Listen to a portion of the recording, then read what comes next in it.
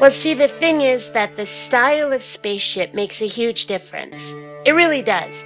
I mean, I would love to have an X-Wing or an A-Wing or, one of those, like, sleek snub fighter type ships. Something to go really fast and to kick butt with. But I'd also want to be able to explore the galaxy. I'd also want to be able to fly around and see new things, and that requires living space. So I wouldn't mind having something kind of like the Millennium Falcon.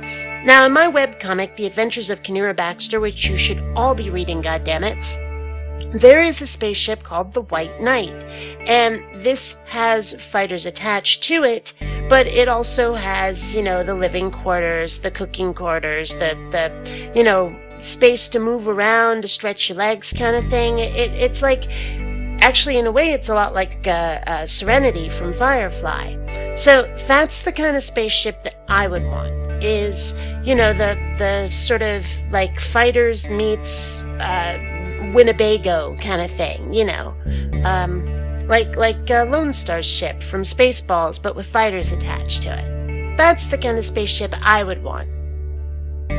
Let me make this as clear as I can. Fuck the new Battlestar Galactica. Fuck it in the ear. Seriously, I cannot stand that show, and for one reason.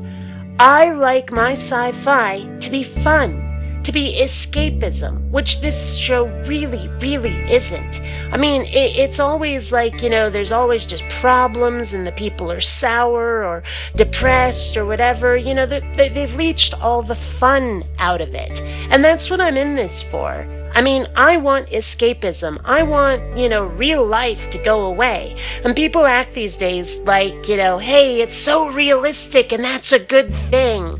And one of my favorite quotes from the new Star Trek movie, from the director of the new Star Trek movie, is that realistic and dark are not the same thing. I could have kissed the man for that. Seriously.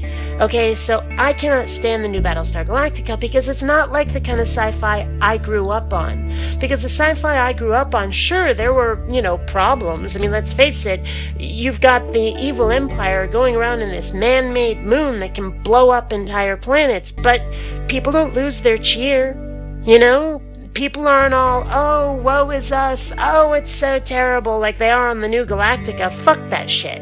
No, I want my sci-fi to be fun, to be escapism. And you look at the stuff I do like.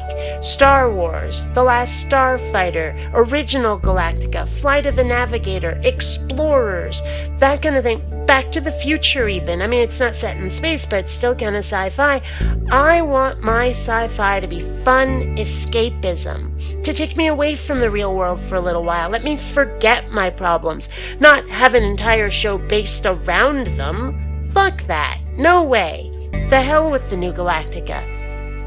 And while we're on the subject, yeah, you know what? The original Starbug, Dirk Benedict, Face from the A-Team. I mean, the guy in real life is kind of a douche, but he played characters that will live with me till the day I die. I remember his characters, and he was the epitome of fun in those shows.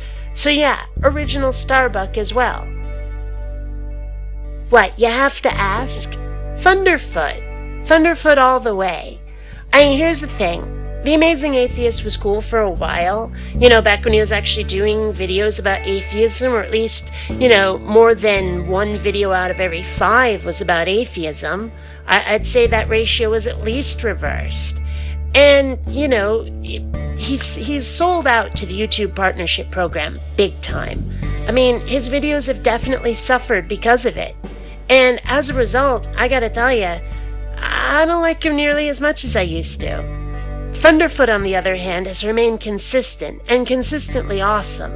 Yeah, I'm definitely a Thunderfoot fan, without a doubt. Well, here's the thing. I'm pretty convinced that I was born at least 200 years too early. I should have been around when space travel was, fairly commonplace. But assuming I can ever find a real job, or maybe, goodness knows, like my career actually takes off as a comic artist or a video maker or something, or who knows, maybe if that progressive auto insurance thing pans out, which I kind of doubt, but whatever. Maybe I'll have the money to do the space tourism thing. I don't know. I'd love to go into space. Do I think it'll happen in my lifetime? You know, I hate to predict, because whenever people make predictions like that, they always turn out to be wrong. You know, like, I was told that by the year 2000, this world would be a very different place than it is. I thought we'd be living like the Jetsons by now.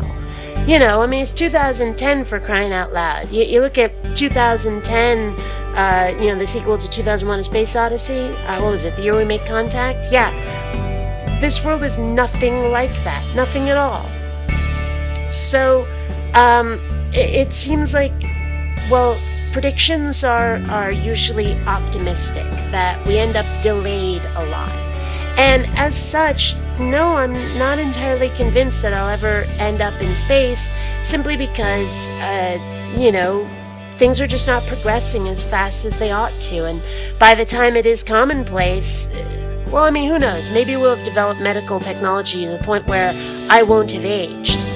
Maybe, you know, or my life will have been extended, my youth will have been extended long enough that I could go into space and not just be some decrepit cripple up there.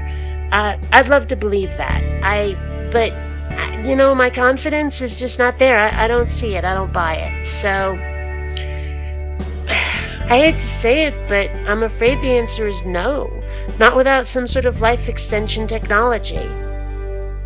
Well, you know, I'm not going to say I grew up as an atheist exactly, because I didn't. I mean, I was exposed to religion by my parents at a fairly early age, but in really weird kind of ways, and I was never forced into a religion. You know, I was just sort of along for the ride while my parents tried various religions. And as a result, I kind of developed, well, I don't want to say cynical, but I certainly had an outsider's view of religion. And looking at it from the outside, it does look pretty ridiculous. You know, and I remember friends who used to talk about going to things called catechism, and I had no idea what that was at the time, and I was very curious, so I had to ask around a little. But, you know, I never grew up really with religion. Not really. There was a period of time when I was really into the book Stranger in a Strange Land by Robert Heinlein. Awesome, awesome book. But it made me briefly, for a while, kind of a naturalistic pantheist. Now, what I eventually realized was that I was just grafting a layer of special onto the natural world that didn't need to be there. So I gave it up and, you know, became an atheist for real. I guess I was, well, I don't want to say I was pushed into atheism, but when I encountered the YouTube atheist community and I saw what it was like, I knew I had to join. I knew I had to be part of it, but it's not like I was converted to atheism. It's more like my enthusiasm level was boosted by YouTube. I hope that makes sense. Well, I can't say that there's any one single thing about humanity that I hate most, because what I do hate most is the result of a combination of 3 different traits.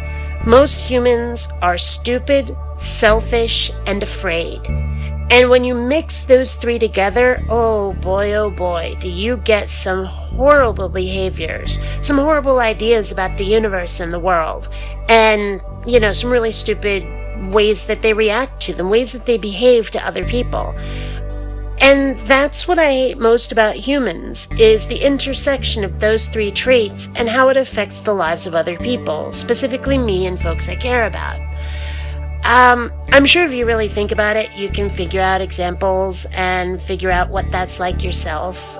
So I'm not going to list any here, but, you know, hopefully that paints an accurate picture of what I don't care for in most humans. My favorite animal is the common house cat. There's something about them. I mean, as kittens, they're adorable. As cats, they're majestic. And, you know, some of them are vicious hunters. I love when they will, like, sit on my lap while I'm reading, or if I wake up with a cat on me, you know, that kind of thing. I adore them. They're great people. So, yeah, the common house cat, for sure.